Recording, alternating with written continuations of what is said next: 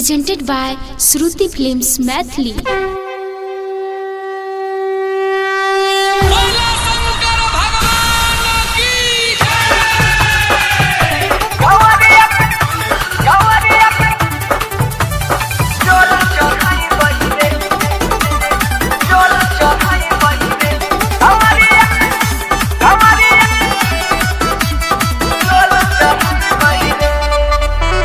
खूब पीबे भांग गाजा रहिया में लेबे मजा बुनिए के जेबे डाकू बम बम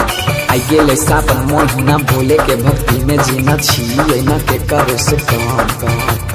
छिए ना के करे से खूब पीबे भांग गाजा रहिया में लेबे मजा बुनिए के जेबे डाकू बम आई गेले सावन महीना भोले के भक्ति में जीना छिए ना के करे से काम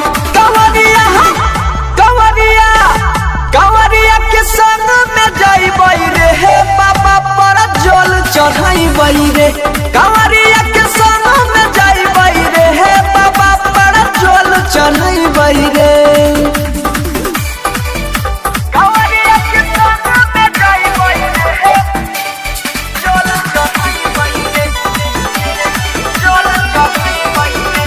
कंवरिया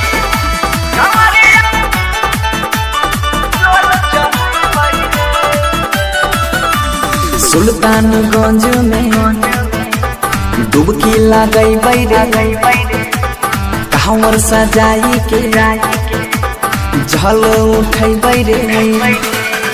सुल्तानगंज में डुबकी लगाई रे कांवर सजाई के झल उठाई रे कंवरिया के संग में जाइबई रे हे बाबा पर जल चढ़ाइबई रे कंवरिया के संग में जाइबई रे हे बाबा पर जल चढ़ाइबई रे कंवरिया के संग में जाइबई रे जल चढ़ाइबई रे जल चढ़ाइबई रे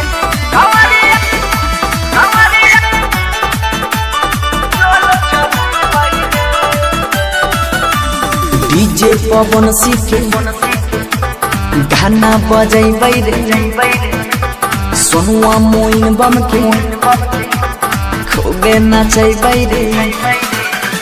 डीजे पवन सिंह के गाना बजाइबई सोनुआ मोइन बम के खूबे नचैबई रे कंवरिया के संग में जाइबई रे हे बाबा पर जल चढ़ाइबई रे कंवरिया के संग में जाइबई रे हे बाबा पर जल चढ़ाइबई रे। जय मां कत्यानी रिकॉर्डिंग स्टूडियो मानसी एक कन्या।